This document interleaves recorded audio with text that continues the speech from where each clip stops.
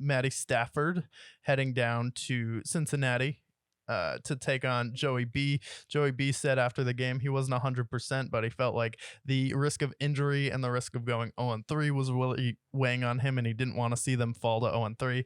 This game wasn't his best game, still had an interception, but that pick that the Rams corner had was pretty impressive, where he just jumped over the guy and took the ball. So you still had those interceptions, but you saw signs of the offense starting to get it going, figure it out.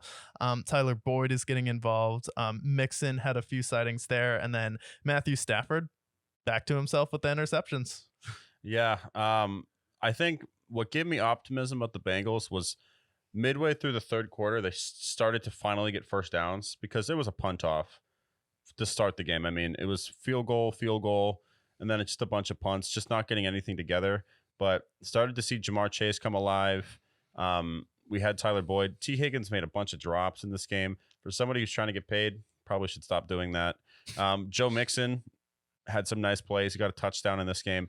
Their offense, I think next week against the Titans, we should start to see the Bengals finally become themselves a little bit if Joe Burrow can get back to full strength. But I through the first three quarters, I wasn't very optimistic, but I think the last quarter kind of gave me some hope, starting to get some continuity again.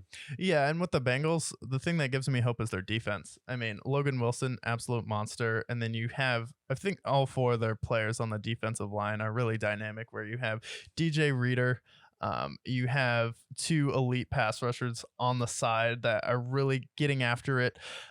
So I think with the Bengals, their strength has really been defense. And I think their problem this season is their 2 third down guys left. And I know when I say Samaje Perine and Hayden Hurst, some people may chuckle, but those were really the guys that Joe Burrow was going to on those third and shorts. And you're working in a new running back, a new tight end. That's going to take time. Joey B is still hurt, still has that calf strain. So hopefully he's able to get healthy, but he's still not himself. You still have some new players on the offensive line, and their offensive line definitely looked better, where he actually had time to throw, time to dissect the defense. So I think the Bengals in the trenches will continue to get better, and then that defense will look like one of the better defenses in the NFL, just right behind the Browns, 49ers, and the Steelers.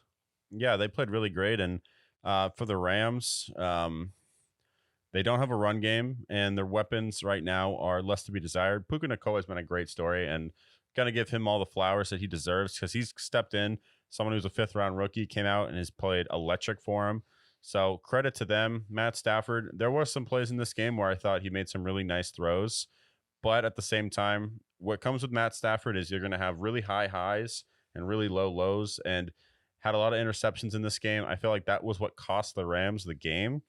But their defense played pretty well for the most part. I know that the Bengals had some continuity issues, but give credit to Sean McVay for keeping this game close despite the offense kind of having some clunkiness against that Bengals defense.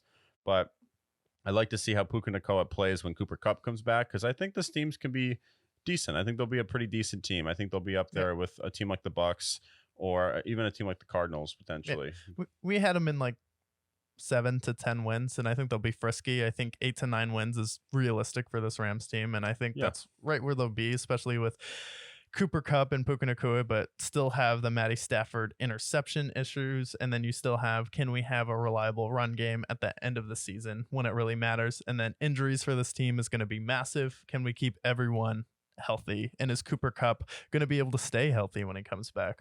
I'd like to think so. And is he going to be the same guy that he was before he got hurt? I hope the answers to that is yes, because I'd rather see Cooper Kupp go out and make history like he has the last few years. But I also know what they're capable of, and I want to see them execute when they can. But I just don't know. It's a lot of ifs with this team, and I think 8 wins is fair, especially with the good coaching staff. But I don't know how much faith I can put in them.